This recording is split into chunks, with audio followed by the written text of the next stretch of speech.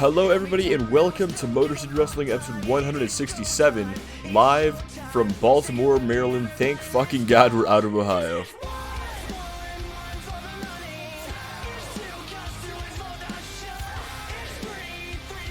Now we have a massive show planned out for you guys here tonight. Starting things off is a six-man tag team match. We got Sean Goldman teaming up with Strength and Power, Joe Sullivan and Chris Hunter, to take on all three Baker brothers, Jay, Jeff, and Seth Baker in the six-man tag. Right after that, we got, what do we have after that? Hang on. Alright, right after that, we are switching things over to Damian Deaver and Chen Shao. They're going to face off in a one-on-one match. Chen Shao making his return, of course. After that, Izzy Phelps and Jessica Taylor team up to take on the Bakers in tag team action. That's our big card match tonight.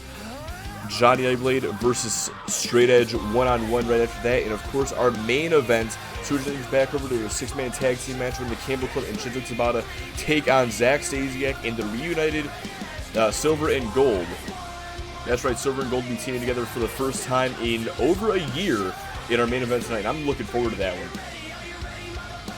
But switching gears back to our first match of the night, still six-man tag team action. Sean Goldman and Strength and Power taking on the Bakers in our opening contest of the night. What's up, Brendan? How you doing, man?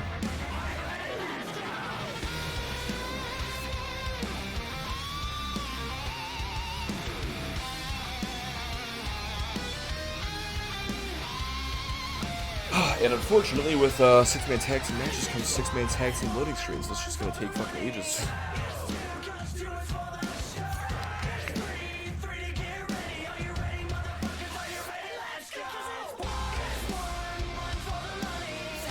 Forgot to fix my hair before the show started. I have to do concur in the fucking ring announcers, I think.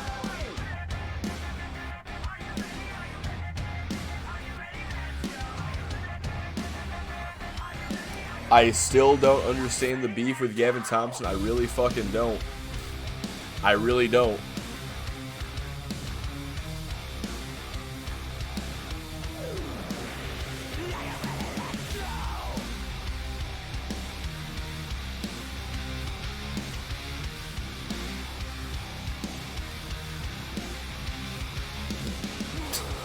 Fucking bull on my face is moving here there. Sorry about having the show yesterday, by the way. Something came up. Was unable to do the show. Don't worry, everything is all fucking good. Not every time I cancel a fucking show, something bad has happened. Don't fucking worry. But, yeah, I appreciate the concern, everybody, but, like, it ain't I'm not dying if I cancel the fucking show. But, having it tonight instead, it's a nice Sunday night anyway. Fucking feels a lot better today than it did yesterday, that is.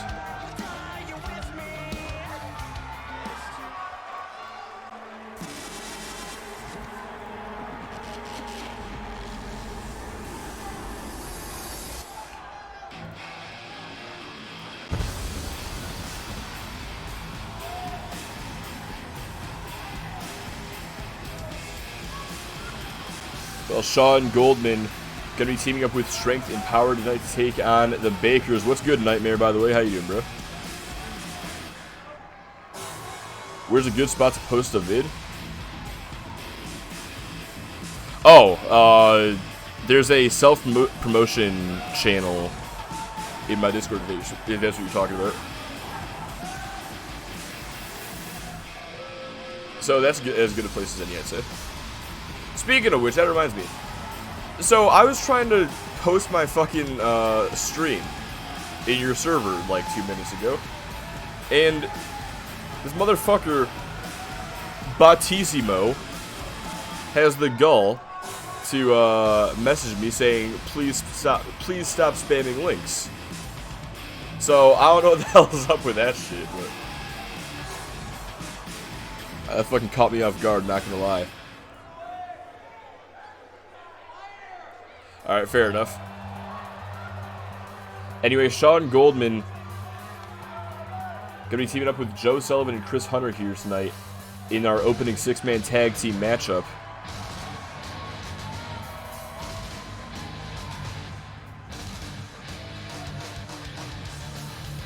Just gonna announce him or what? Alright, there we go. At a combined weight of 506 pounds, Joe Sullivan and Chris Hunter. Sean Goldman, Joe Sullivan, and Chris Hunter teaming up tonight in the six-man tag team match. Now, Sean Goldman, we know he's had his issues with the Bakers for weeks. This all stemming from that Soul Survivor qualifier matchup last month when Seth Baker intentionally got himself disqualified by attacking Goldman with a steel chair.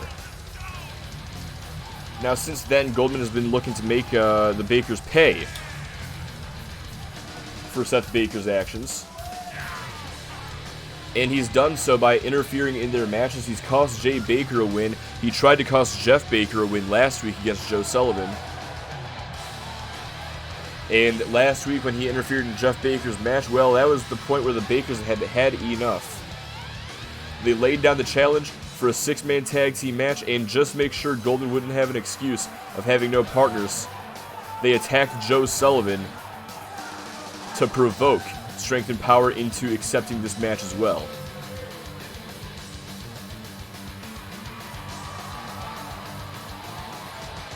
Now, Sean Goldman, Joe Sullivan, and Chris Hunter.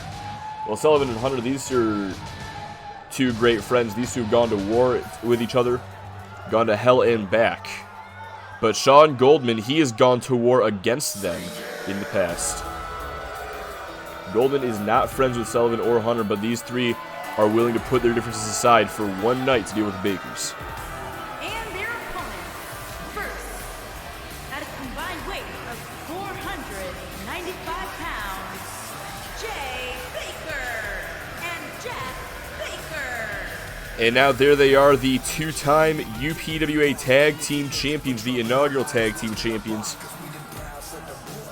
en route to the ring. They had an absolutely incredible second half of 2021. Went through just about every superstar, every tag team on the roster, I should say, on their way to regaining the UPWA Tag Team titles. And ever since they lost those championships again, they have been in a very foul mood.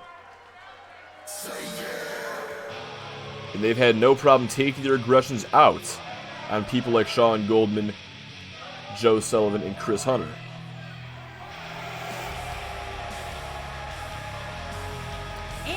Alright, for sure, Nightmare, have a good one, dude. Thanks for stopping by, fam. Weighing in at 211 pounds, Seth Baker. And now Seth Baker on his way down to the ring. The man who, well, this whole story seems to be around Seth Baker and Sean Goldman specifically. Like I said before, this all started when Seth Baker attacked Goldman with a chair during their match. And hopefully tonight, we can finally have some resolution to all this chaos between these six men.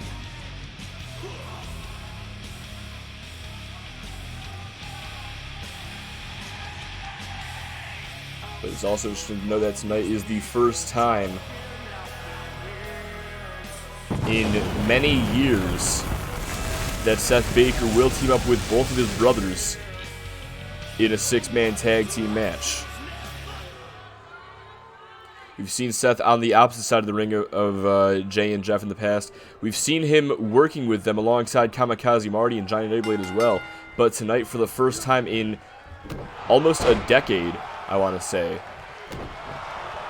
Seth joins Jay and Jeff on the same side of the ring on their own. But now this matchup begins. Jay Baker laying in the lefts across the forehead of Sean Goldman, unloading with these hard elbow strikes as well, trying to bust him open the hard way. But now Goldman looking to create some separation. Elbow to the midsection, follows up with a kitchen sink. And now unloading these stomps into the midsection. Looking to follow up here. Baker with the uppercut, though. The reversal turns things back around. Now going to send Goldman into the corner, but Goldman with the reversal, the uppercut of his own, follows up with a suplex, double arm trap suplex, launches him into the Baker's corner. Now going to wisely drag him away from his brother's back towards Strength and Power. Tag is made to Joe Sullivan. And Sullivan now going to slam his arm into the canvas, picks Baker back up, but there's the uppercut. Now Baker launches him into the corner. Tag is made to Jeff. Both men throw him into the ropes, off the rebound, double punch in the midsection, a quadruple axe handle, and a couple of stiff kicks to the midsection to follow up. Now unloading with these clubs across the face. The Bakers in full control of the action thus far. But now Sullivan turns things back around, double leg drop to regain control and follows up with an elbow drop. And hold on a second. Baker now looking for a pump handle into the gut buster.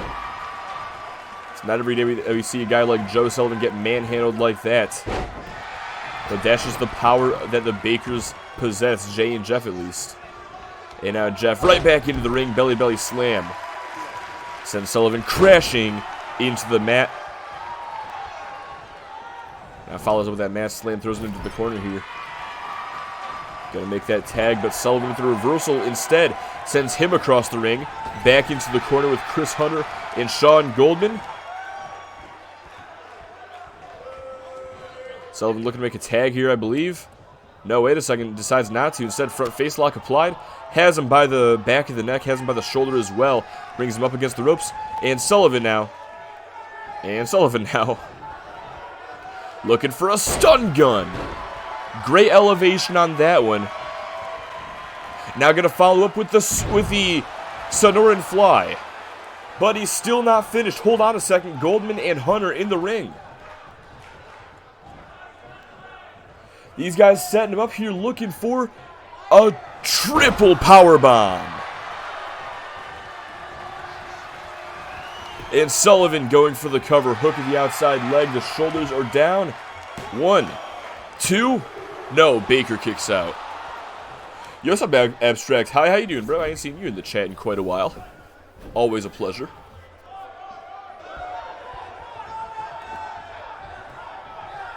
And now Sullivan makes that tag to Chris Hunter, who is legal for the first time in this contest. And Hunter wasting no time in manhandling Jeff Baker, just slamming his head repeatedly into the canvas. Now going to slam his arm into the mat as well. Picks him back up. Looking for the right hand. No, Baker responds, though, with the left. Has him rocked up against the ropes. Brings him between the ropes and pulling back on the shoulders here. Trying to take away the boxer's ability to hit those hard right hands. And now follows up with a very southern uppercut.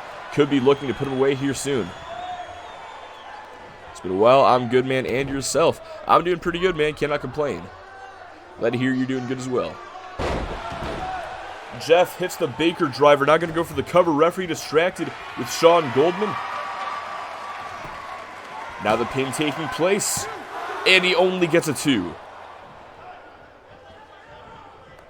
Hunter was down there for quite a while. You got to wonder if that would have been it for him had the referee seen the pin taking place initially. But regardless, this match continues on. Hunter now, knee to the face, drops Jay Baker. Going to pick him back up. Couple of left hands here, couple of jabs. Winds it up and drops him with that right hand. Looking to follow up this offense, but Baker with the reversal shoulder tackle takes him down. Now picks him right back up. And just launches Hunter up and over. Down to the floor he goes. Tag is made back to Jeff Baker as Hunter struggles to get back up to his feet. On the outside, now both men outside. Hunter looking for something there, catches a back elbow instead as well as an STO. Referee beginning his count here at a count of 2 as Jeff just spine busts Hunter into the floor. Oh, and just throwing him into the barricade as well. What's he got planned here? Suplexes him onto the guardrail and follows up with a big boot to the side of the head. The ringside area is a dangerous place for these competitors to be. Chris Hunter learning that firsthand right now, as Jeff uses the environment to his full advantage. Finally, the match takes place back in the ring. where Hunter is able to turn things around off the Russian leg sweep. Not finished yet, though. Hunter looking to finish him off with that KO punch.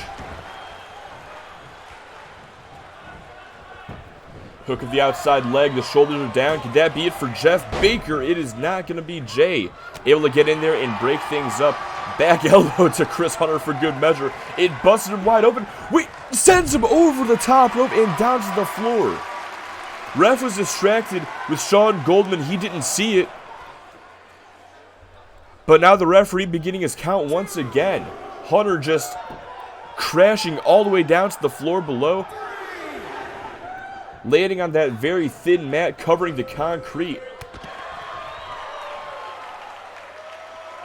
And now Jeff looking to take advantage again, but Hunter turns things around, sends him back inside. Looking for the right hand. Baker instead. Shoulder tackle takes him down. Stomps to the arm now and slams him face first into the canvas. Hold on a second though. Hunter in position to make that tag to Sean Goldman. But Baker quick to shut him down. Shoots him off the ropes. Well, misstepped it right there. Instead takes a right hand from the San Fran Psycho and a clothesline as well before he can even get back up to his feet. Now follows up, looking for the pop-up powerbomb. Jeff Baker able to get a Frankensteiner to reverse him. Unloads with these right hands. Continuing to unload with these punches right to the forehead, trying to break the skin. How's this match still going after that triple powerbomb? That's a good question, man. I wish I had the answer for it. That's just the fight. That's just the toughness of the Bakers. Doesn't matter what you throw at them, it is almost impossible to keep them down, especially in tag team competition. Because once you think you have one of them down, the other one runs right in there and breaks up whatever pin you're attempting. Seemingly not a game that you can win. And Sean Goldman now on the retreat to the outside. And I'd like to point out as well, Seth Baker is still yet to be tagged into this matchup. Chris Hunter was the freshest man for strength and power in Sean Goldman at one point. And now you can see him wearing the Wounds of War. Meanwhile, Sean Goldman and Joe Sullivan have gotten themselves some of the Bakers. Meanwhile, Seth Baker has not even been legal once. He is still completely fresh. So you have to expect the strategy of Goldman and Strength and Powers to keep Seth out of this contest as much longer as they can. Try to focus on either Jay or Jeff. At this moment, it's Jeff. And try to get the pin on him. But Jeff now going to send Goldman over the top rope. Onto the apron. Joins him out there. What's he thinking here? Looking for the DDT. Spiking him on the hardest part of the ring. And Goldman continuing to fight back. Hard right hand and a back elbow as well. Goldman's been busted open, no less. But now Baker back on the offensive. No, Goldman turns things around. Stiff forearm shot drops him to a knee. And now a neck breaker on the floor.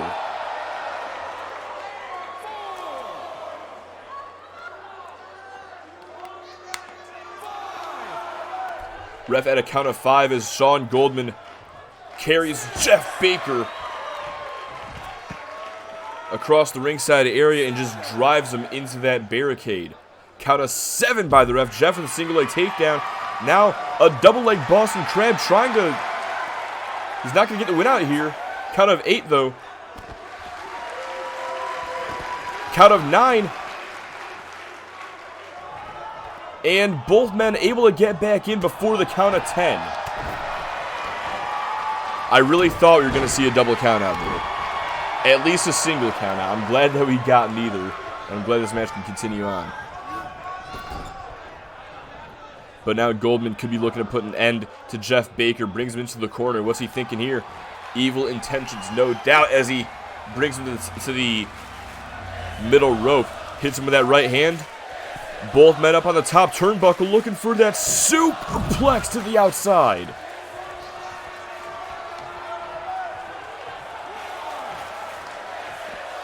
And Jeff Baker right back up, but he goes right back down, courtesy of that right hand.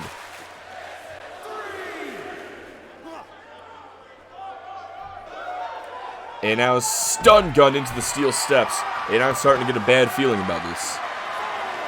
Ref at a count of 4. Goldman, what's he thinking here? Trying to bring him into the steps again. Oh, no, into the barricade, rather. Count of 6 by the ref. And now into the steps. And hold on a second. Baker. Back up to his feet. Elbow to the midsection. Count of 7. These two continue to fight. Count of 8. Clubs to the back. Count of 9. And wait a second. This one's going to a double count out. Well, that's unfortunate. Well, that's unfortunate. Double count out to start our night off. That's never a good sign, but don't worry, we still got a lot of action yet to come. Coming up next, we got Damien Deaver taking on Chen Shao one-on-one, and of course, we still have our 6-man tag match in the main event, so hopefully that can make up for that. Let me go ahead and update the records real quick. I was just thinking too earlier, after they both got back in, I was really happy about the lack of a double count out. Well, a lack of a count out in general. Let's see. I was happy about the lack of a count out, and then alright, I'm losing my fucking train of thought. I was happy that there wasn't a double count out right there. Like, we've been doing pretty good as far as countouts are concerned as we get set to finish off 2K19. Like, I don't know when the last time that we even had a count out was, to be honest. And then that shit happens. And then it fucking happens anyway. It is what it is, though. Let's see here.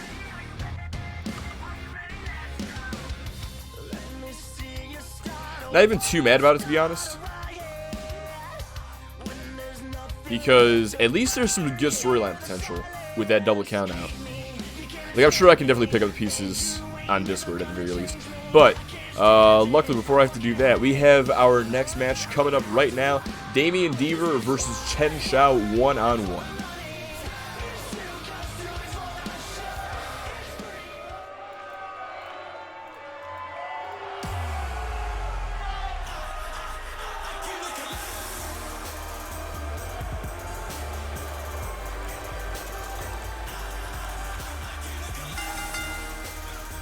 Making his way to the ring from Miami, Florida, weighing in at 215 pounds, one half of the Pro Wrestling Alliance Tag Team Diamonds, Damien Deaver.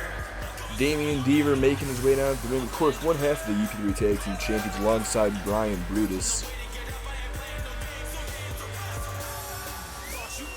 And last week on XTW, we saw we saw Blood Money.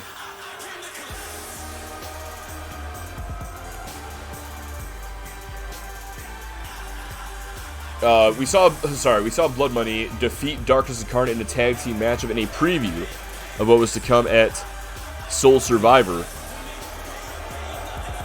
But after the match, things got a bit more interesting when Chen Shao made his return from injury. Last time that we saw Shao was a couple of months ago when he was brutally attacked by Jay Haas and Riley Anderson.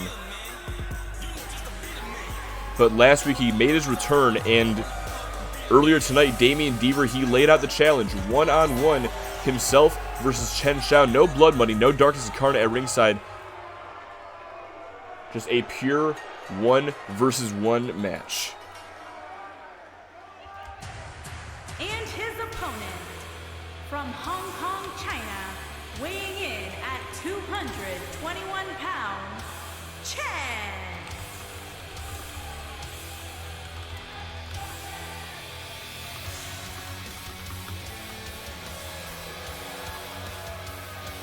And there he is for the first time in months, Chen Shao, the Hong Kong Killer, making his way to the ring.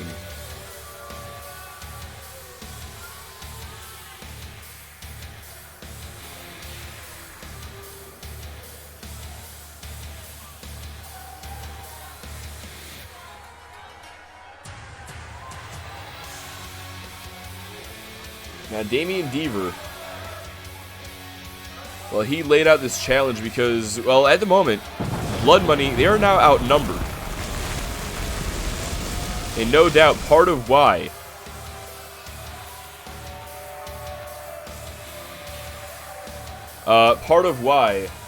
Damian Deaver has called for this matchup to have no Blood Money, no Darkness Incarnate at ringside is because Blood Money is outnumbered 3-4. By having this just be one-on-one, this evens the odds more closely into Deaver's favor. And also, you have to think, with no Darkness Incarnate at ringside, there's nobody to stop Damian Deaver if he decides to take things a bit too far and try to put Shao back on the shelf. Oh, Shao with a quick left.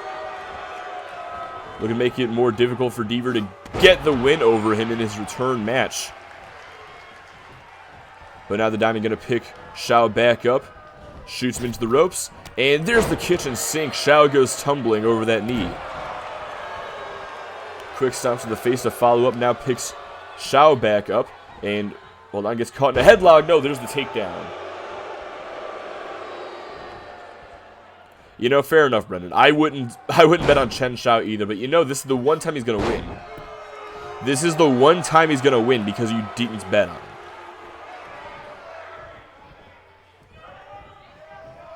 Shao shoves Deaver away. Has the Diamond down, but only for a moment. Deaver right back up. Shoulder block takes him down. Shao back up. And, oh, face buster. Thought for a second he's going for a snapmare. No, he just drove Deaver right into his knee. Now has an iron claw applied, trying to force the submission out of the Diamond. But hold on a second, gets back up to a knee, unloads with these right hands into the midsection to create some separation and break up the hold. Now a snapmare of his own into a rear chin lock, slowing the pace down here just a bit, trying to catch his breath and trying to take away the energy of the Hong Kong Killer.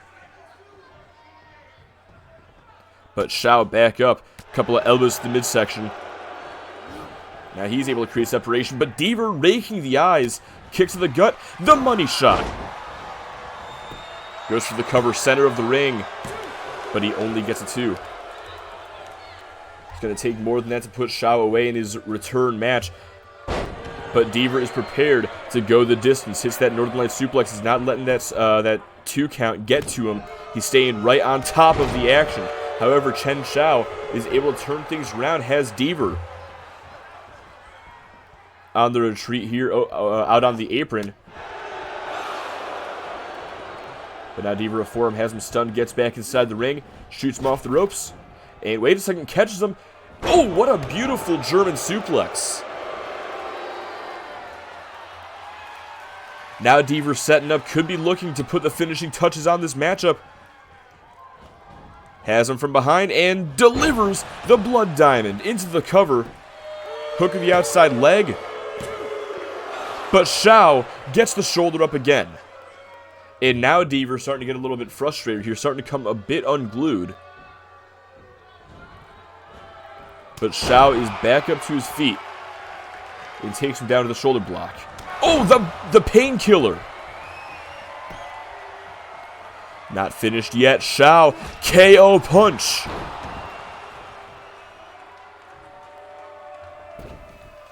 Gonna drag the Diamond back towards the middle of the ring. Hooks the outside leg, shoots the half and everything. Now the cover. And only a 2.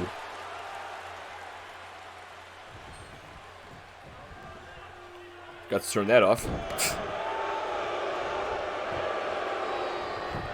Well, Deaver going to go for the cover now. And only gets a 1 this time. Now looking to pick up the pieces here. Well, the iron is hot. He just has to strike is the issue. But Damian Deaver is preventing that from happening. Sends him into the corner. Shao with the reversal. Clothesline. Stun gun instead. Now Deaver picks him back up. Sends him into the corner again. Gonna turn Shao around. Oh, trying to bring him up to the top turnbuckle. Shao again, able to fight him off. But now Deaver once more throws him into the corner. Kicks to the gut, headbutt. Oh, and a hard right hand. Shao is stunned across that bottom rope. Deaver to the outside. Looking for a drive-by drop kick. And that could be the end of Chen Shao. And that is all she wrote. Damian Deaver secures the win.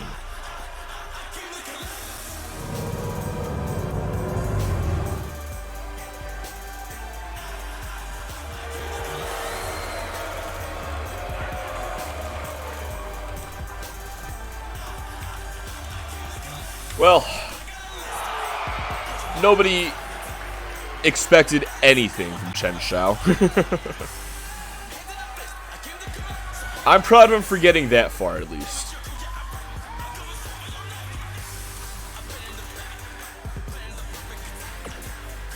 But either way, we still got some more action to get to here tonight, so we're gonna go ahead and get to it. Coming up next, women's division action in our mid-card match of the night. Tag team, Jessica Taylor and Izzy Phelps teaming up to take on the Bakers in a tag team match.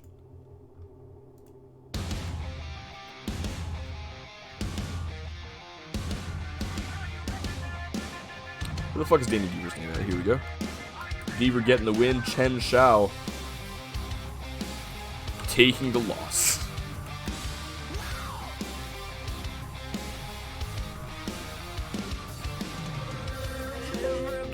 No winners for that one. No betters even, anyway.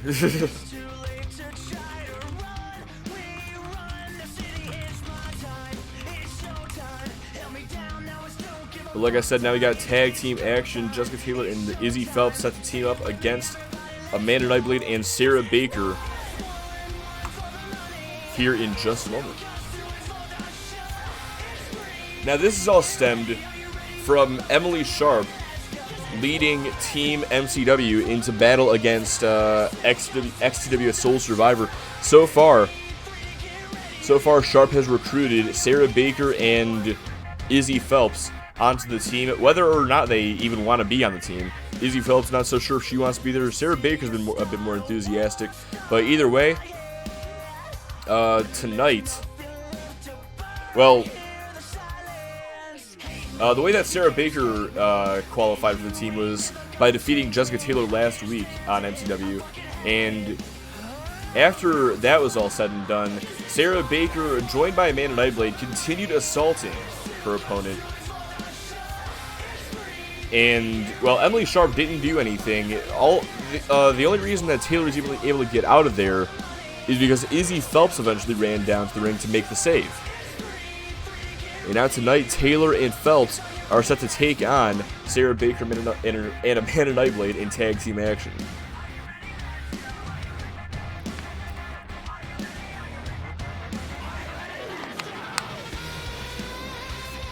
And we'll get to this matchup as soon as this fucking loading screen decides to finish. There we go. Alright. Perfect time. Let's go ahead and get to it.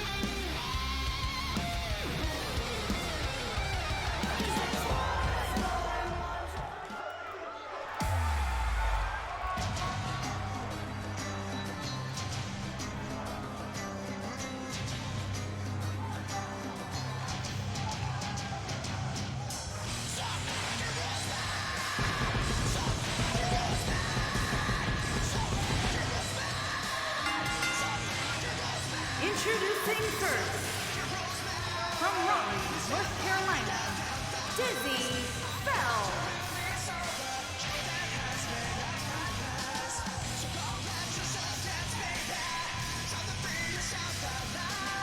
Izzy Phelps, an excellent hand to have in the ring.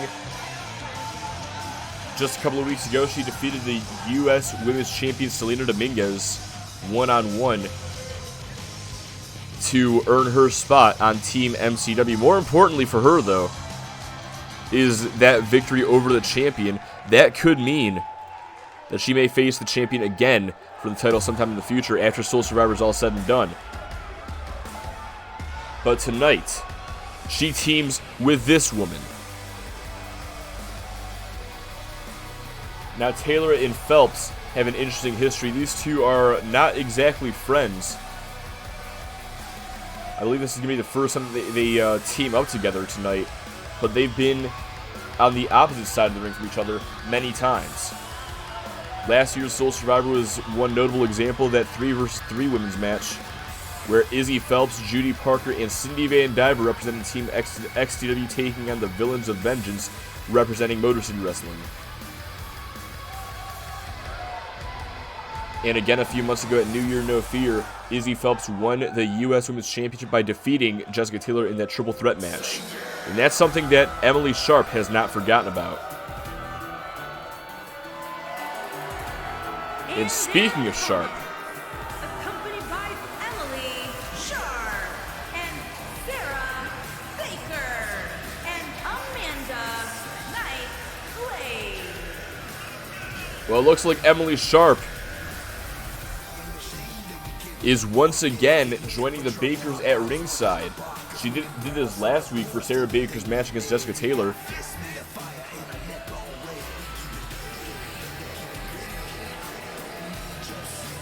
And now tonight, she's once again accompanying the Bakers. This is a strange alliance that we've seen between the Bakers and Sharp as of late, especially considering last month they absolutely hated each other. Hell, at Titans Collide, Sharp faced off against the Bakers in a 2-on-1 handicap match because she was sick and tired of them attacking from behind in her 1-on-1 matches with them. But as strange as that relationship is, it's time for us to get to the action. Izzy Phelps and Sarah Baker starting this matchup off. Phelps immediately into the front face lock. Gonna let her go. Instead, look for a Michinoku driver. Sends her crashing into the canvas. Now has that hand pins down and drops the knee across the bicep of Baker. Sarah with a reversal though. The arm drag taking the opponent down. Great counter there. Now looking for the snapmare as well. And, oh, punch right to the side of the head. Follows up with a kick to the back. Now going to pick Phelps up. Bit of a tie-up there. Phelps able to shove her away. Instead, no, gets pulled in for that boss man slam. Baker going for the cover. Phelps able to get the shoulder up. And now Baker to the outside, kind of. I'm not entirely sure what's going on there. Hey, what's up, Brian? How you doing, bro? Baker now has the full Boston Crab applied, but Phelps able to reach the ropes and force a break. Now going to throw into the Baker's corner.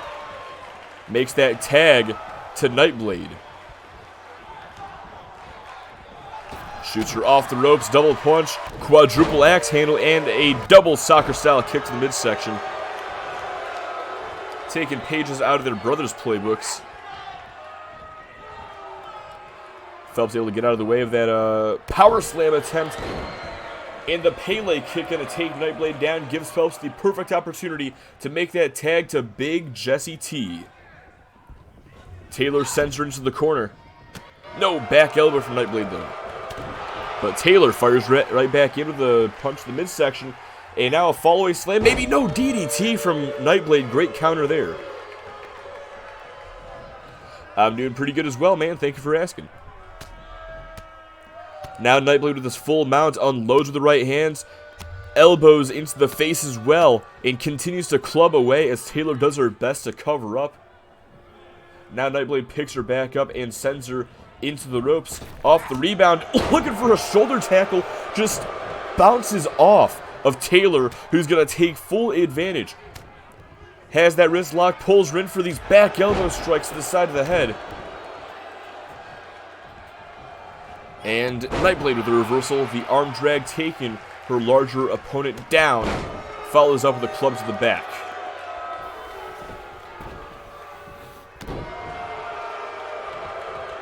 And now I think Nightblade's had enough of Jessie T. Tag is made back to Sarah Baker. Bit of a rematch from last week. Now launches her into the corner. Taylor goes down hard. And follows up with a very southern uppercut. This could spell the end for Jessica Taylor here soon if she can't turn things around. Looks like she's doing so now, though. Back body drop to Baker. Kick to the gut. Looking for a pump handle. Into the fall-away slam. and an elbow drop for good measure. I see the AI do deflected moves very often. Yeah, we don't really get very many like small competitors versus large competitors. It feels like we don't have many large competitors in the DWA, like Jessica Taylor or Devin Rust, for example. So it always throws me off whenever I see that shit too. Not gonna lie.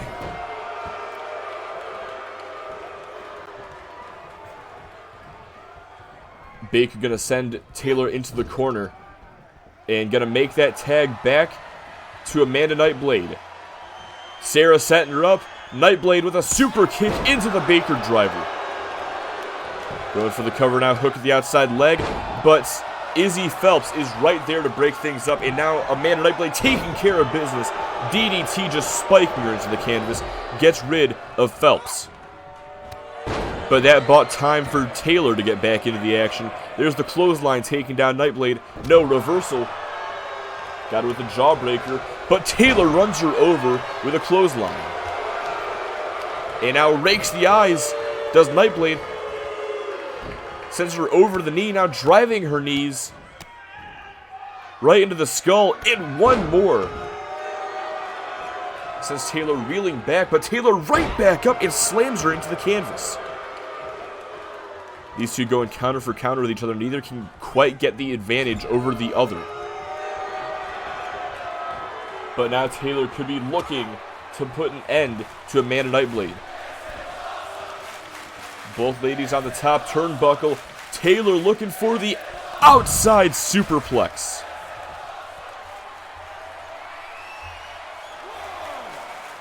And now the referee beginning his count. Nightblade right back up, drives the knee across the face of Jessica Taylor. Count of 3 by the ref. Nightblade gonna bring Taylor back inside. And hold on a second, gets caught. Belly to belly, suplex launches her into the Baker's corner. Taylor taking a second to taunt, and Nightblade uses that opportunity to make that tag to Sarah Baker. But Taylor immediately shuts down any attempted offense with the fireman's carry. There's the clothesline and a second one. Sends her into the ropes. And big hip attack follows up with a crossbody. Now gonna pick her back up, looking for the clothesline. Ooh, Baker had it scouted, just lays her out with the uppercut. And a forearm right to the back of the head. Taylor may be out after that one.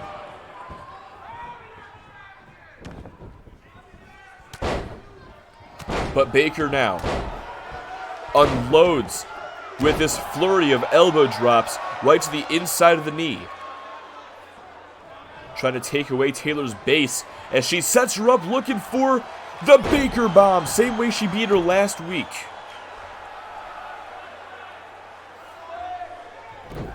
Now Taylor's done a pretty good job at withstanding the impact from both Bakers so far in this matchup, but she needs to make that tag. She's taken a lot of offense. Izzy Phelps is the much fresher competitor at this stage. If Taylor cannot make that tag to Phelps anytime soon, this one may be over sooner rather than later.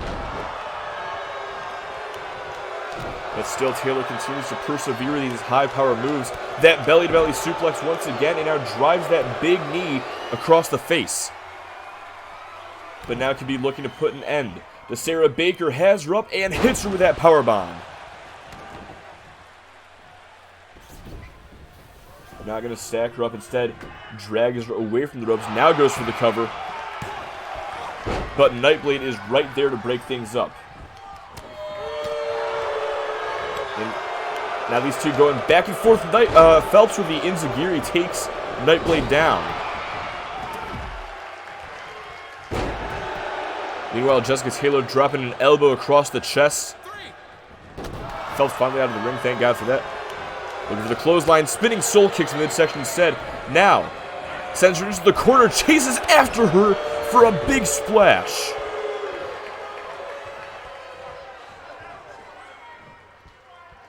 Taylor taking a moment to catch her breath. Could be looking to put this one away here soon. Kicks to the gut. No, that one got caught.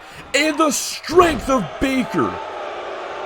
What a suplex to Taylor. Jessie T back in the ring, takes a forearm though. And now gets shot off the ropes. Baker with a shoulder block, this time it's effective. Sends her into the corner. And now tag is made back to Nightblade. Looking for it once again. Has her up. Super kick, Baker driver combination. Into the cover, but once again, Izzy Phelps breaks things up before even the count of one. And now Nightblade takes care of that problem. Continuing to do some damage against Izzy Phelps, sends her to the corner. Now tag made back to Sarah Baker. Hold on a second. Roles reversed. Outcome still the same. Super kick, Baker driver combo to Izzy Phelps. She's down for the count. Oh, but Taylor tackles Sarah Baker. This is essentially a 1-on-2 handicap right now. 1-on-3 if you count Sharp at ringside. Jessica Taylor's going to have to do this on her own. Going for the cover. Feet on the ropes. Only a 2. Wait, catches Nightblade. Oh! Catches Baker, rather. And just plants her into the canvas with that spine buster. Hurricane Rana from Baker. And no, gets shoved down by Jessie T. Pulled back up to a knee. Fighting back up to her feet. Kicks to the gut. Another one and a DDT. Just planted her with that one. Going for the cover now. Only a 2.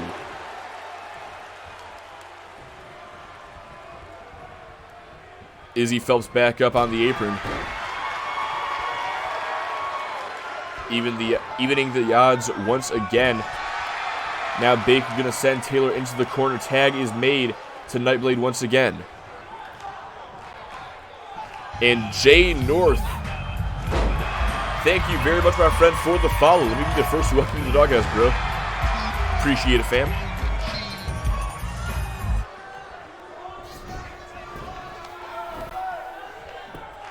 Nightblade going for the cover. Feet on the ropes. Is that going to do it for Taylor? No, only a 2. Now a kick to the gut, club to the back as well. What's going on, Jay? How you doing, fam?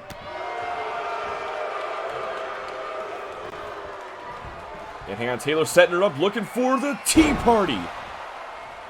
That could do it for Nightblade, but finally, Taylor, oh my god, Taylor gonna make that tag to Izzy Phelps. Took her long enough. And Phelps immediately in with the cave-in. Going for the cover. Oh, yeah, but Emily Sharp, that was it. That was it. But Emily Sharp just pulled the referee out of the ring.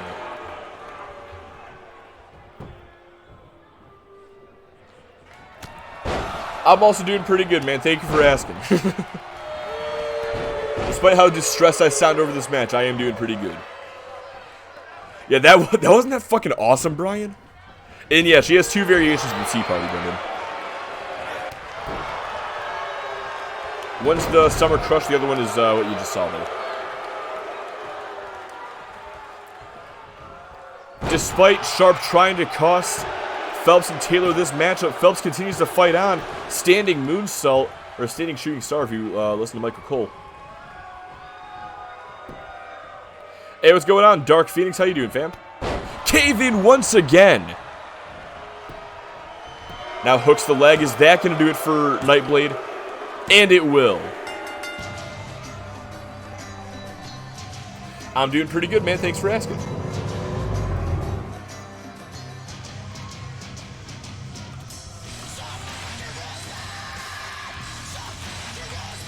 Oh, was that on the ropes? I didn't even notice that earlier. Shit.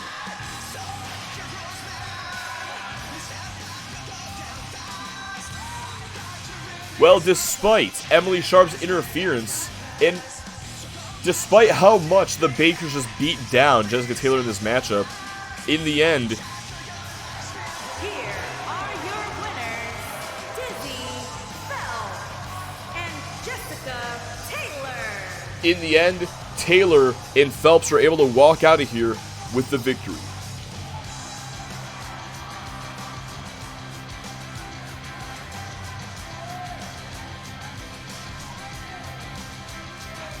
That pin save was fucking awesome. I can't lie. Like, that threw me off even. Like, I was not expecting that.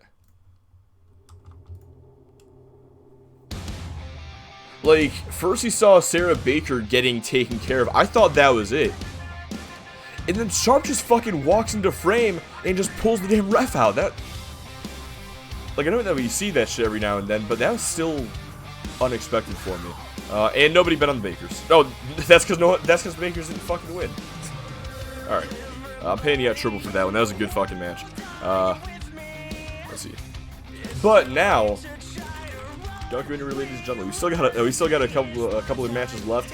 Coming up next, we have our UPW champion in action. Johnny Nightblade takes on Straight Edge one-on-one, and of course, our main event still to come: 6-man tag team match. The Campbell Club and Shinzo Tabata take on Zach Stasiak, Tyler Van Diver, and Cody Gray. Silver and Gold will reunite for the first time in over a year later on.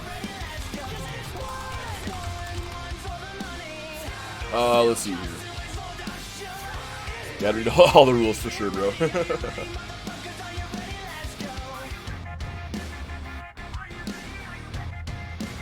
Right, yeah, same here, Brian.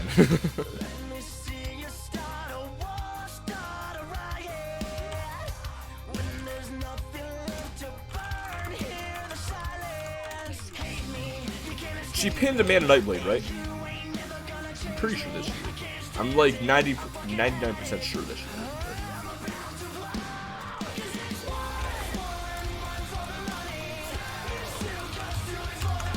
I'm just having a fucking off day right now.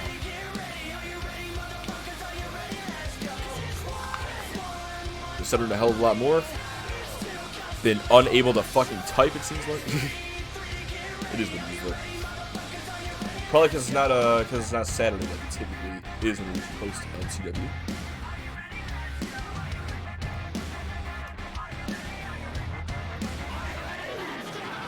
Let's see, how are your classes looking, Doug? I'm on my last 2 weeks. I'm technically on my last 2 weeks. I say technically because I have this week. This week I have tomorrow's class, and then one on Tuesday, one on Thursday, and then I have a class next Monday, and then that's it. So technically I'm on my last 2 weeks, but it's really only 1 week left. And I'm looking forward to being done, bro. I'm looking forward to it.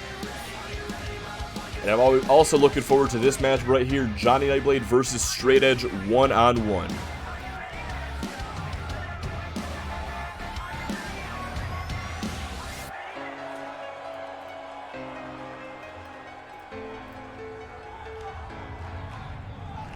More gaming opportunities indeed.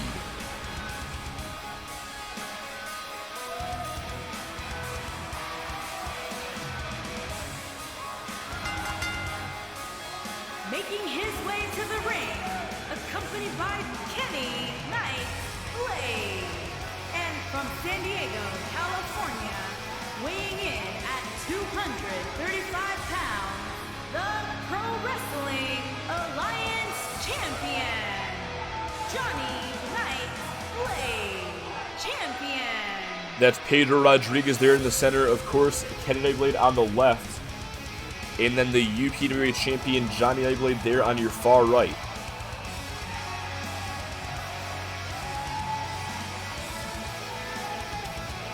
Now, this matchup came to be because last night on XTW, or 2 nights ago, I guess I should say, Aztexico decided that to get to Pedro Rodriguez, they would hurt Marco Rodriguez by having Deuce go one-on-one with him. Now, according to Pedro, he does not he does not care about his younger brother, and that's been pretty evident in keeping up with UPW these past couple of years.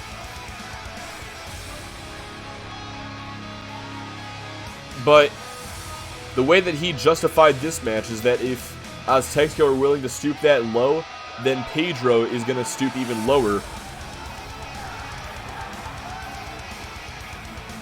So if they want to take out Marco to get to Pedro, then Pedro wants to take out Straight Edge to get to Lopez and Santos.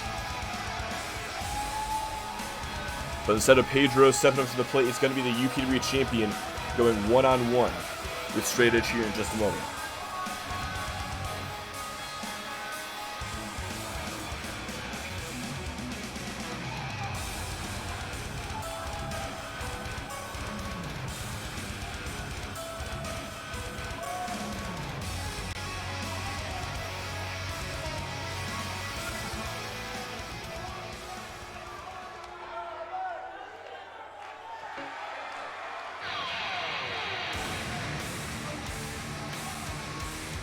His opponent, accompanied by Loco Lee Lopez, and from Juarez, Chihuahua, Mexico, weighing in at 181 pounds, Shade F. Well, it's not surprising to see Lopez and Santos out here joining Straight Edge to the ring. And with Pedro Rodriguez and Kenny Nightblade at ringside for Johnny, Straight Edge is going to need all the backup that he can get.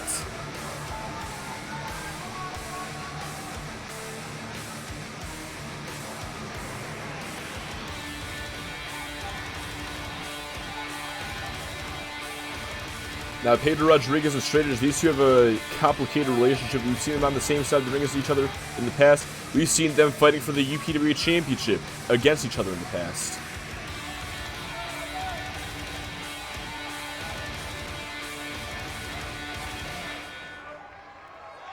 But now we're going to see Johnny Nightblade, Pedro Rodriguez is one of his closest allies, take on Straight Edge in an attempt to eliminate him.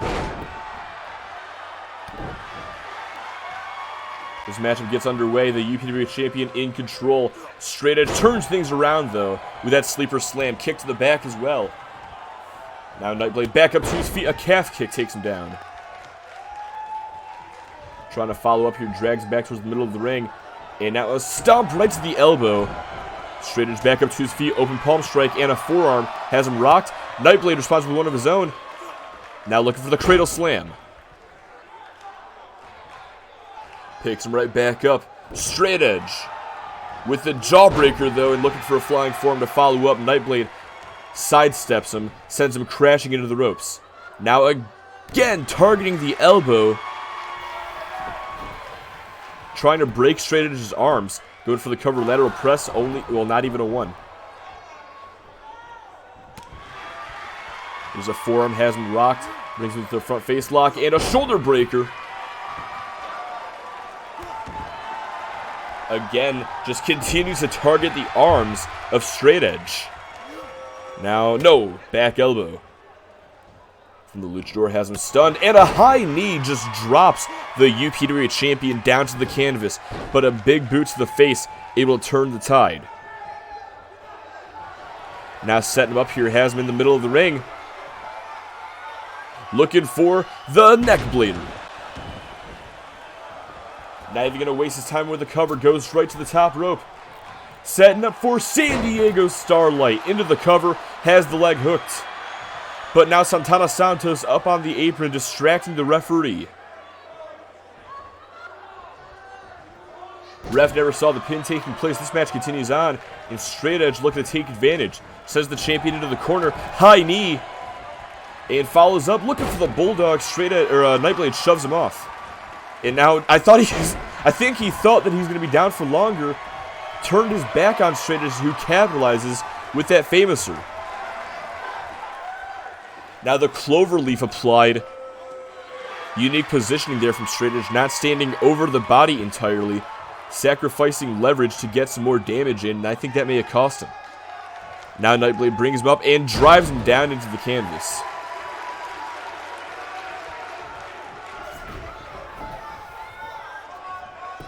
Going for the cover now, feet on the ropes. Ref doesn't see a thing, but he only gets a 2. Match continues on, kicks to the gut, and now Straight Edge looking for the Russian leg sweep. Gonna pick Nightblade back up, set him up here, center of the ring, has the Koji clutch locked in. Will the champ tap? No. Elbow to the side of the head to break the hold. Now you see Pedro Rodriguez up on the apron distracting the referee. Nightblade now single leg takedown targeting the leg. And follows up with another cradle slam. Gonna pick him right back up. Turns him around looking for a backslide. Stacks him up as well. Has those shoulders down. And at the count of 2, Santana Santos pulls the referee out. But still, Straight Edge able to kick out on his own accord. Now sends in the ropes. And hang on a second. Santana Santos, I believe, has just been ejected from ringside. That is not going to help Straight Edge. That makes this a 3-on-2, if anything.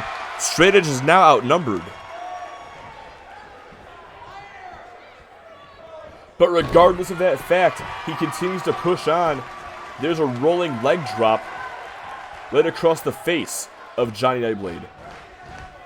Now shoots him off the ropes, looking for the Pele kick. Has him stunned.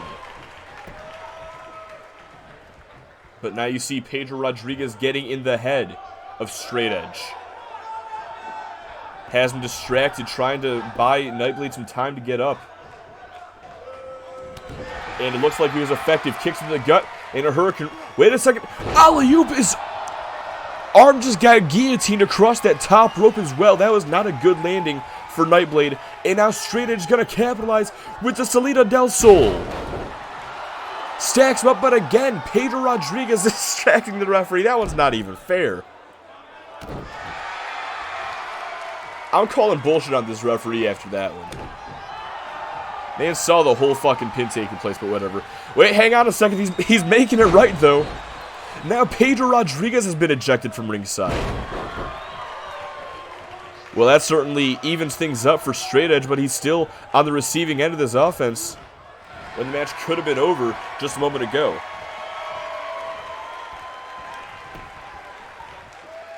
It's now effectively a 2-on-2, if anything, with Kenny Nightblade at ringside for Johnny.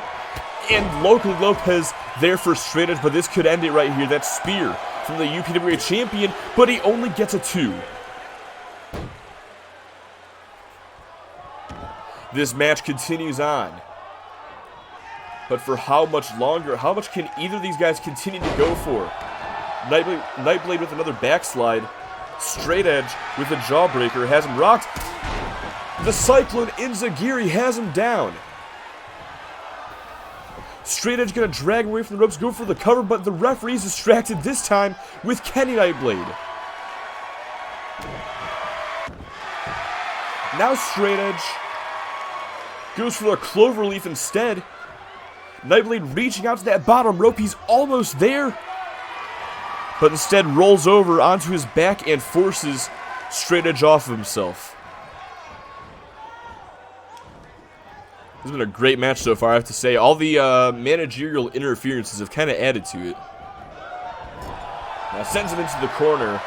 From all the way downtown, he crashes face first into that turnbuckle. Now Straight Edge with a high knee. And follows up. No, once again, Nightblade had it scouted, shoves him away before he can hit that bulldog. Now Nightblade setting him up for the cradle DDT. I was about to say that could do it, but he didn't go for the pin, and that may have cost him running knee. Nightblade again distracting the referee just in case. Straight Edge not even going for the cover, though.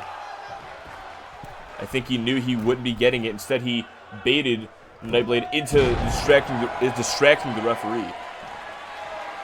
Elbow drop from the top, now setting him up. Looking for it once again, the Salida del Sol. Into the cover, but once again, Nightblade on the apron. Referee distracted, never saw the pin. This is just getting ridiculous, and the referee's had enough. He's been ejected. Nightblade with a spear. Ref didn't see because he was too busy ejecting Kenny. Now that's karma, if I ever saw it. Phoenix Splash off the ropes. And now it is the UPWA champion who's outnumbered here. All of Doomsday has been ejected. Straight Edge inside cradle. Oh, wait, Nightblade with the reversal. No, only a 2. Both men trying to steal this match from each other, but each of them able to kick out at 2. This one continues on. Locally Lopez, the only man still at ringside, the only man who hasn't pissed off the ref enough to get himself ejected from this match. Now Nightblade with some incredible athleticism, Hurricane Rana taking down Straight Edge, gonna drag him back towards the middle of the ring, and follows up with a running neck twist. The amount of events that just happened, for real, I can barely even keep up with this action at this point. But Nightblade now could be looking to put Straight Edge away once and for all. The neck blader connects, gonna drag him away from the ropes. Hooks the leg, shoulders down. 1, 2, no! Straight Edge once again able to kick out, but Nightblade now looking for the exclamation point. Looking to put this matchup away with some San Diego Starlight. Into the cover, hooks the leg. It's still a 2. Nightblade is becoming understandably frustrated at this point, but he has to stay on him. Without a doubt, he has Straight Edge on the ropes, but he cannot give him a chance like he just gave him. Straight Edge trying to come back. Nightblade shuts him right back down. Follows up with a neck breaker. And a spinning leg drop as well for good measure. This is the stomp. Straight Edge trying to capitalize, sends him into the corner. And now throws him to the outside. Straight Edge, what's he thinking here? Gonna go through the turnbuckle for a torpedo DDT. Gets back inside to break the referee's count. And gonna do it again. Now picks the champion back up. Looking for an open palm strike. Nightblade catches it, gives him a left. Now the champion sends Straight Edge back inside. Yeah, just to make sure. Now Nightblade could be looking to put him away once and for all. Cradle DDT. Drags him away from the ropes. That's gotta be it. It's all academic. Hooks the leg, shoulders down, and that is all she wrote. Straight Edge gave it the best fight he possibly could. But the numbers game was just too much. Every time that he had Nightblade beat, either Pedro Rodriguez or Kenny Nightblade got involved and made sure the referee would not be able to count the pin.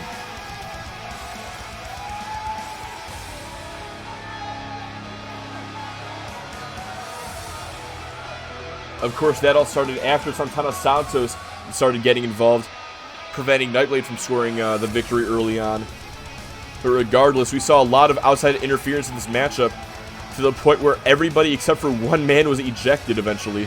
Here is your winner, Johnny Nightblade. But in the end, the UPWA champion, Johnny Nightblade, secures the victory, earning himself some momentum heading in to Sole Survivor in 2 weeks. Damn it, I was hoping for a final interference and ejection for a final 1v1. Honestly, I was too, but knowing Lopez, I just knew it was not going to happen. I'm surprised that Santos did it. I'm surprised that Santos interfered as much as he did. But Lopez is like squeaky clean babyface. And why the fuck does Lopez have his Ultimo Azteca attire in the fucking background there? Why does Pedro have his blue attire? What the fuck? This fucking game is weird. We're ditching it in 2 weeks anyway. Alright, but that is, that was that. Fucking incredible matchup between both these athletes. The UPWA champion and Straight Edge did not disappoint at all in this contest. Put on a much better clinic than I thought we were going to get right there. But now, ladies and gentlemen, it is time for the main event. Up next, we got 6-man tag team action, the Campbell Club. And Shinzo Tabata going to be taking on Tyler Van Diver, Cody Gray, and Zach Stasiak.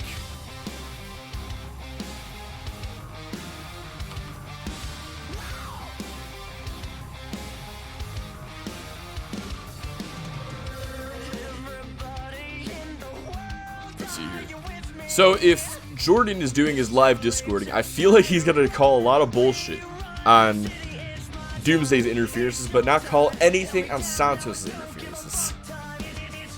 I'm calling it right now. Wouldn't be 2K without glitches. You're damn right. You're fucking damn right about that, son. Let me go ahead and pat the winners real quick. Johnny Nightblade got the fucking win. Absolutely phenomenal matchup. This has just been an excellent episode of Motor City Wrestling without a doubt.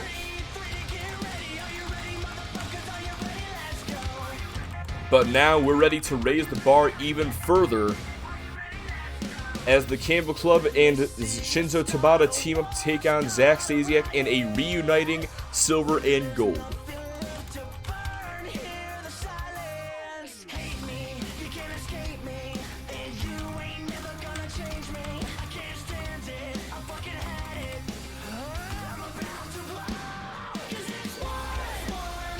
Ugh.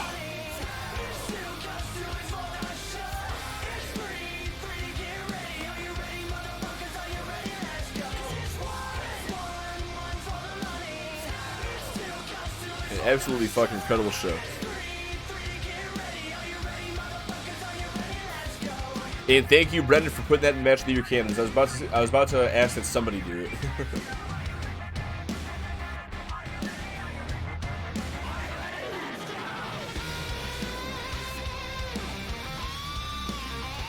We'll have this matchup going here in just a moment, and as soon as this loading screen decides to fuck off.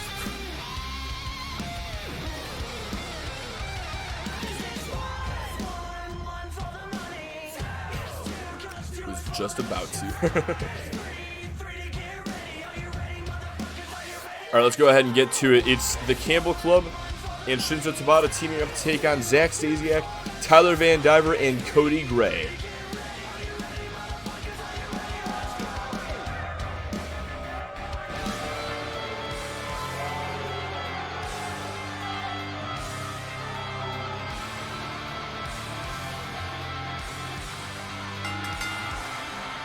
Introducing first, at a combined weight of 389 pounds, Cody Campbell and Drew Campbell, the Club. Now, what's really interesting about this matchup is there are a lot of intertwined rivalries that we're about to see another page be added to here in this contest.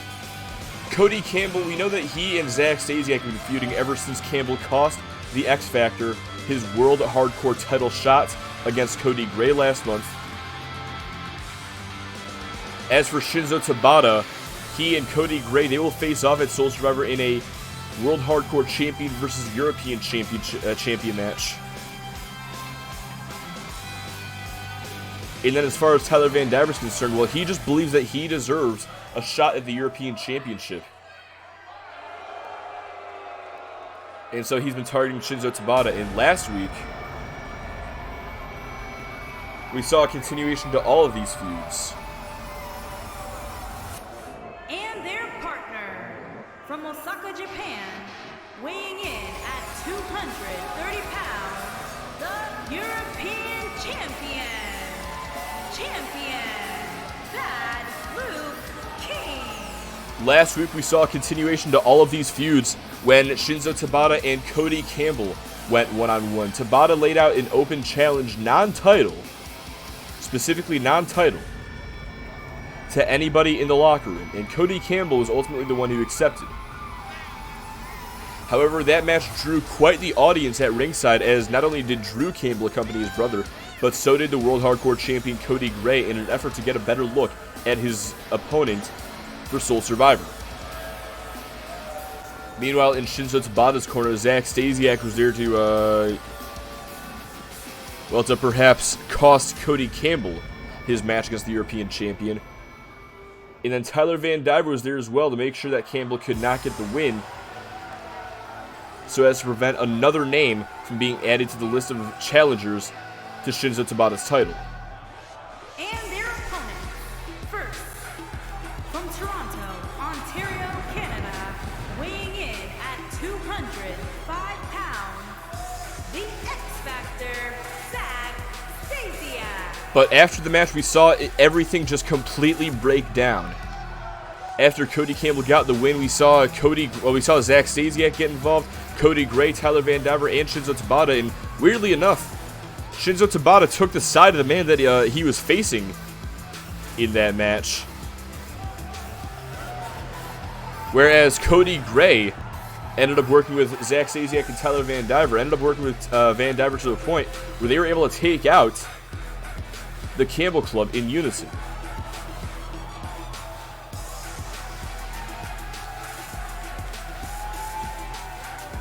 But ultimately, that six-man brawl led to this matchup being made by general manager Brandon Murphy. And what a great decision that was. This has already been a great episode of MCW, and it's about to get even better with this main event.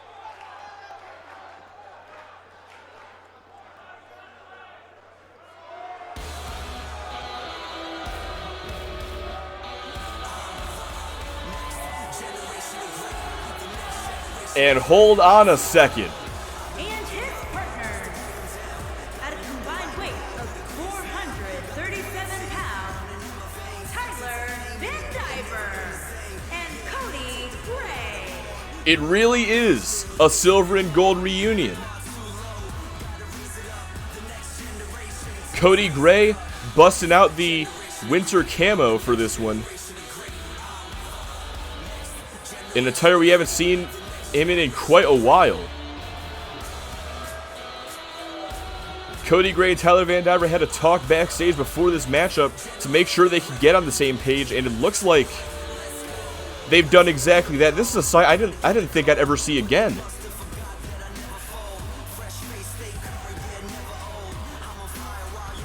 The last time that Cody Gray and Tyler Van Diver were on the same side of the ring together was when Tyler Van Diver tried to break Cody Gray's neck when they lost the UPW Tag Team titles to Aztexico last year at Proving Ground. But tonight, they're back together for one night only as Silver and Gold. But now the action starts inside the ring. Zack Stasiak taking on his rival Cody Campbell. And you know the X Factor's been chomping at the bit for this opportunity to get some revenge against the man who cost him his shot at the World Hardcore title last month.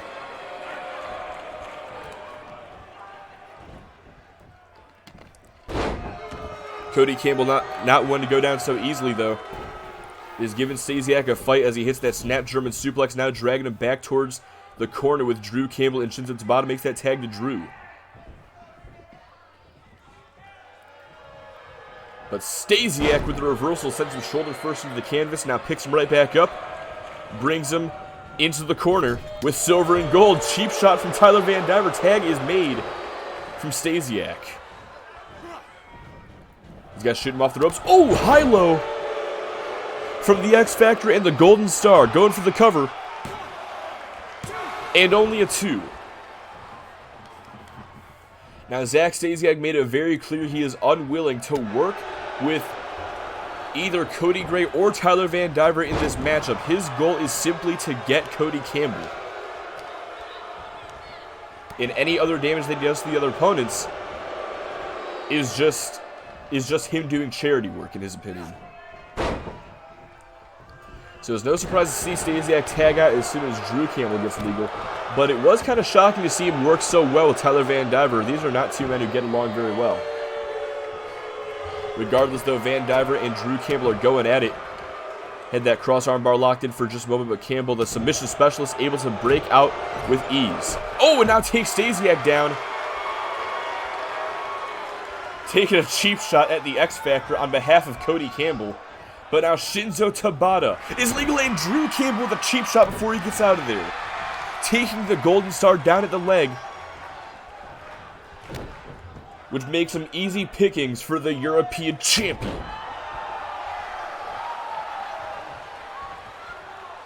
Tabata looking to pick Van Diver back up, but there's a jawbreaker.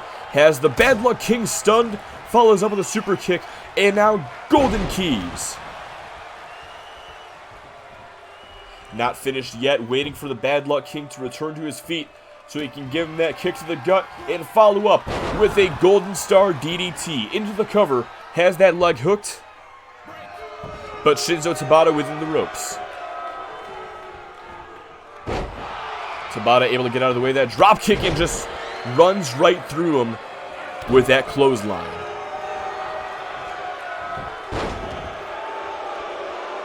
Now, in Tyler Van Diver's opinion, Shinzo Tabata does not deserve to be the European champion.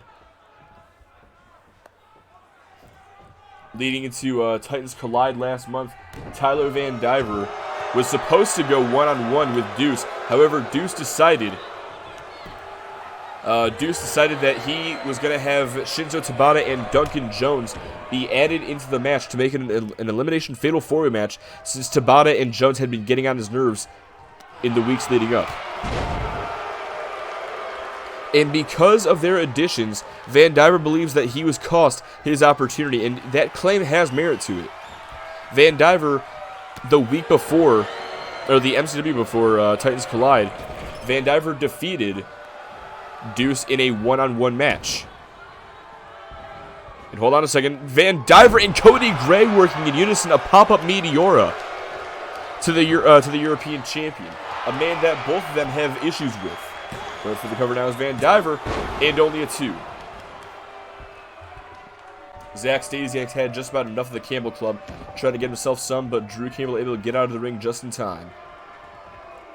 As I was saying, though, in that Fatal 4-Way elimination match, ultimately Shinzo Tabata would pick up the win when he would become part of the final 2 against the now former European champion Deuce. In an excellent final showdown between the two, Tabata was able to get his win back from when Deuce initially dethroned him as the European champion a few months ago back at New Year No Fear.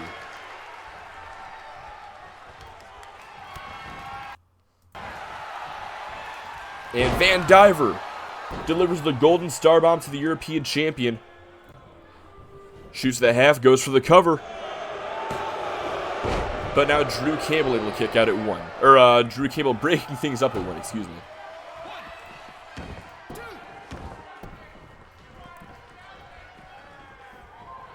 Van Diver going to pick Tabata back up, send him into the corner. And, wait, hold on a second. Van Diver setting him up here. Has Tabata locked in the Trio of Woe. Van Diver across the ring. Going to go to the top turnbuckle.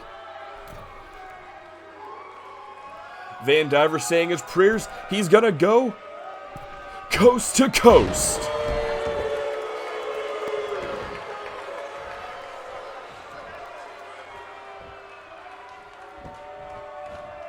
But Van Diver is not finished with him. He's got him bleeding. But I think that just means he wants to hurt him more. There's the snapmare to the European champion. Kick to the back as well. And now makes the tag to Zach Stasiak. The X Factor going for the European champion. Takes a shoulder breaker from him. And now Tabata brings him into the corner. Cody Campbell holding him back. Oh, knee to the midsection. And Stasiak goes down hard. Goes down awkwardly, I should say. Cody Campbell just continuing to be a thorn in the side of the X Factor. And that again gives Shinzo Tabata the opportunity to inflict even more punishment. Now makes the tag to Cody Campbell, who's ready to get himself some of the X Factor. Drops an elbow across the chest. Stomps to the arm. Thought maybe for a second he's going for that Border City stretcher instead. Has the waistlock applied. Rolls around with him, trying to expel the air. But Cody is now setting up out of the corner. Looking for that front flip DDT. Stasiak had it scouted. Knee to the gut instead. Now from behind. Going for a back suplex. Has the wrist locked. Follows up with a German suplex. Still has it. And now transitions for a vertical suplex. Stasiak nails the trifecta. Now going to drag Campbell away from his team. brings him back to silver and gold. Now we're going to see some Cody versus Cody action. Campbell and Gray going at it. Gray with the clothesline. These are two superstars who know each other very well. These guys started off on Motor City Wrestling together. They were part of, well, they were part of the main attraction, if you will. Alongside guys like Zach Stasiak, alongside guys like Loco Lopez and Adrian Rose.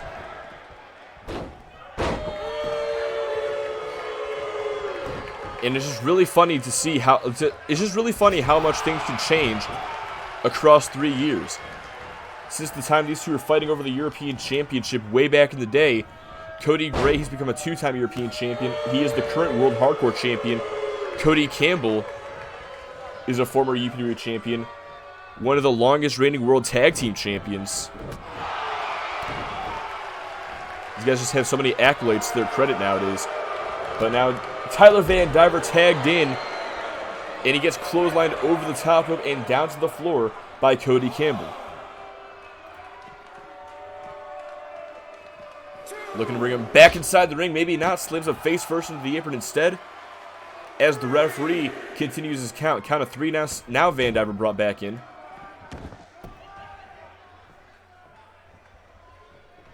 And, oh! Elbow to the midsection from Van Diver, setting him for a super kick. Campbell able to avoid disaster. Only momentarily, though, looking now for a golden star bomb. Has that leg hooked. But only a 2 count. Oh, and Zach Stasiak, he saw an opportunity, and he took it. Drew Campbell still in the ring. Van Diver contemplating how to get rid of him, but instead Campbell going to get out on his own accord. Now Campbell thrown back into the corner. Tag is made to Cody Gray. These guys setting up, looking for another pop-up Meteora. Now the cover, hooks the leg to put Campbell away, and Shinzo Tabata breaks things up. Zach Stasiak getting involved, takes out Drew Campbell. Soul kick Enziguri as well to the European champion, and he's gone. There's a 1-on-3 at the moment for Cody Campbell. Trying to fight him off. Boot to the face. Basement dropkick as well.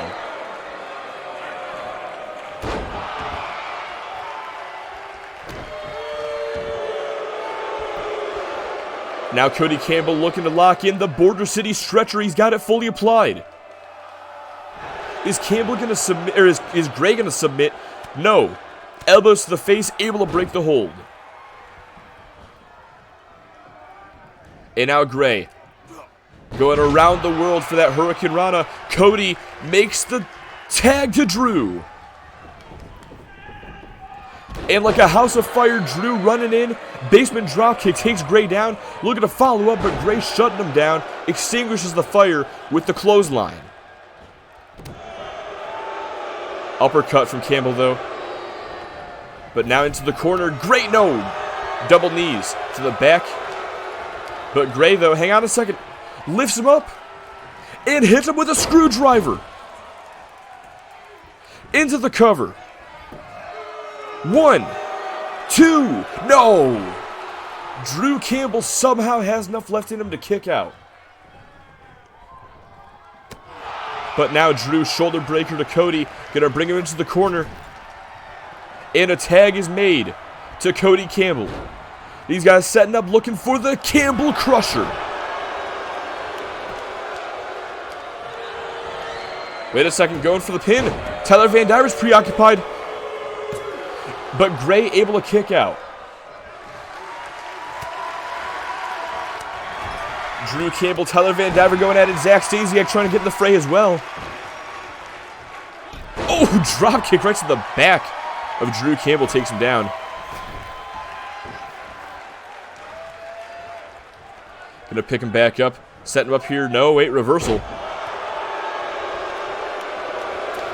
And oh, Cody Campbell just takes out both the referee and his opponent with that chop block. It's just no falls coming anytime soon. Let's take a look here in the chat. Cody is a future Hall of Famer, unlike Gray. I would argue they're both future Hall of Famers, if anything. The Campbell Club as a whole would be like a joint entry, I'd say. Let's see. Really thought the name was going to be Rings of Campbell. Now, Border City Stretcher, since Alex Shelley has the Border City Stretch. Alex Shelley is from Southeast Michigan. The Campbell Club are from Ann Arbor, Michigan. And the Rings of Saturn is just like a bit more devastating version of the Border City Stretcher, or Border City Stretch. So, Border City Stretcher, you know. It's more Border City Stretch. Anyway, Campbell Crusher, miscommunication between the Campbells. But still, Cody gonna take down Van Diver with that throwback. I don't even know who the hell the legal men are. I think Stasiak, and I'm gonna guess Drew Campbell.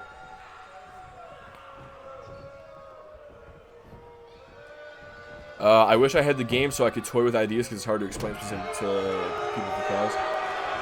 If you talk to Mr. Dab on him in the Discord, I'm sure he might be able to help you. But if it makes me feel any better, I don't know which game you're talking about. If you mean 2K19, since that's what we're on, or 2K22, since that's what we're saying we're on. But we will be switching to 2K22 here in a couple of weeks. After our next pay-per-view. And hold on a second. Cody Campbell and Cody Gray, both now legal. Going counter for counter, spinning heel kick takes down Campbell. And now a spinning leg lariat to bust him open, going for the cover. Will that do it for Campbell?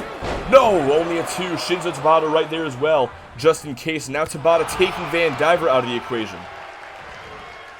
Sends him into the corner, looking for a German suplex. Cody Campbell, meanwhile, on Gray. And now it's a 3-on-1 against Cody Gray. Campbell slamming him head first into that top turnbuckle, trying to bust him open, trying to get some revenge. But Gray fires right back in with that knee trembler. Campbell off the jawbreaker, looking for a basement chop block, excuse me. But Campbell catches him into a DDT. Elbow to the gut. Gray catches him, excuse me. And now Campbell with that flatliner to the top rope. Looking to put him away with a frog splash. Now the cover hooks the leg. But Zach Stasiak breaks things up. Drew Campbell taking care of Stasiak. Gets rid of him with a flatliner. And now it's Cody sending Cody into the corner.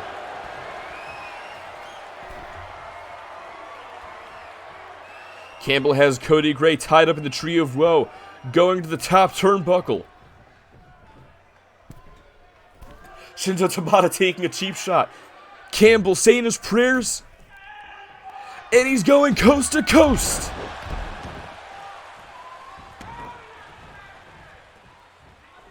Will that do it for Cody Gray? Drags him away from the ropes, goes for the cover, hooks the leg. No, only a 2. And Tyler Van Diver right there just in case.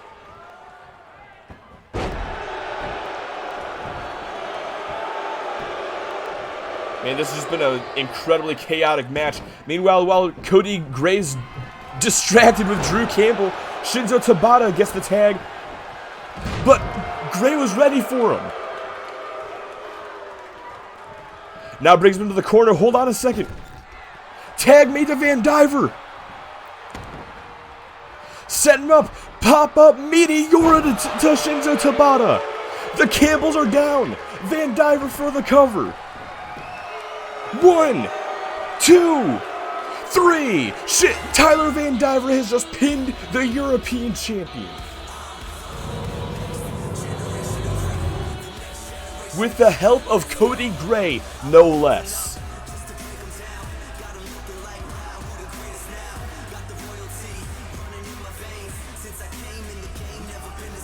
My God, was that a fucking incredible 6-man tag match or what? I told y'all this would make up for the double countout in our opener. I fucking told y'all. Here are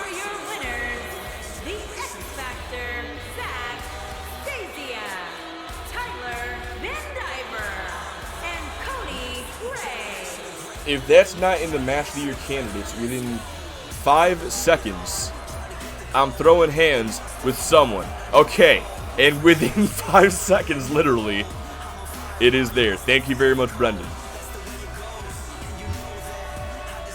Absolutely incredible fucking main event. Unbelievable main event that we just witnessed. And you know what? I am so fucking happy that Tyler Van Diver. I was really, y'all don't understand how much I was banking on Van Diver to get that pin on Shinzo Tabata. You do not understand how much I really wanted Van Diver to get the pin on Tabata for storyline reasons. And not only did he do that, but he fucking did that with Silver and Gold's finishing move. Fucking remarkable. Fucking remarkable. Alright, incredible way to end this incredible show. This right here may as well have been a pay-per-view. Y'all certainly got your money's worth from Motor City Wrestling. I hope it was worth having to wait one extra day. But ladies and gentlemen, that has been our show. I want to thank each and every one of y'all for watching MCW 167 live from Baltimore, Maryland. Fucking amazing way to close out the night. I'm going to hate myself tomorrow when I got to wake up at like 6 to get to class. But this was worth it. Be sure to tune into XTW 168 next week, next Friday, and MCW 168 next Saturday. Both at 11 p.m. Eastern Standard Time as usual. And on Soul Survivor, I know I said earlier in 2 weeks. I'm pretty sure it's going to be in 3 weeks, actually. We're going to have the go-home shows next week. The week after that is nothing because I got a wrestling show to go to that Saturday. And there's no, I don't think I'll be able to fit a time in to get Soul Survivor there. Definitely can't do it the day of or the day after because my voice is not gonna be working with me on either of those days. And yeah, I also have something. Not gonna say much, but I have something planned for Soul Survivor that I would like some extra time to work on. So. Gonna push it back to 3 weeks from now for Soul Survivor. But until then, until next time, until we meet again next week for XTW, I will see you guys later. This was your boy DougDog6. I'm signing off. Have a fucking wonderful night, everybody. Have a happy Monday, if that's even possible. I will see you guys later.